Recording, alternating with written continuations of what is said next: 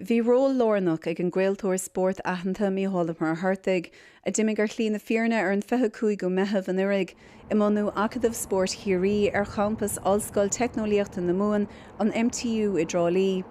Bhí sé páirteach sa bhunúireacht a bhí a bhailir an bheachtas an giad lá in éanacht leis an ír tháineasta Dick Spring, ógaí mórin agus buil eile a charigh leis an takeadamh a chur i gcríoch.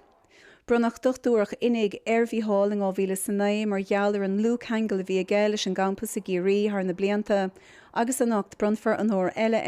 nuair a chenim nó for a Halla spóirt a site ar an champas ó thuaig I gcuine air. Be cumór a going an san an óir agus an mósta bhí Halla mar a thuirta ná marin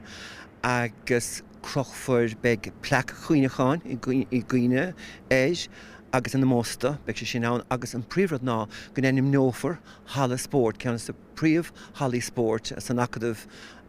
spóirt chéirí an san ar chúl ar an chúl an san enim nófar sin iní go bhíhíl so is Halla spóirt bhíhíl I bhur a thuirtaigh an tainnim bhigear as amach. Tá áisina agus acmhainní ar lechar ar fálan sad an bobbal agus de bhic léin, idir gníomhíochtaí fóliaachta, sca lúchleasaíocht agus spóirt sca eachma.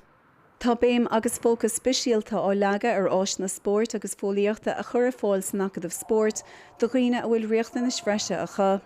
Ní léon dáteach go mbeadh fear gún sian agus fear chorcha gaoine mórálach as an dulchan chin súntasach a déanta I Drálí chun áisina spóirt a chur fáil de chách sa riocht amach an sa. Mar nó fleirsaí NUACHT TG4 I Drálí.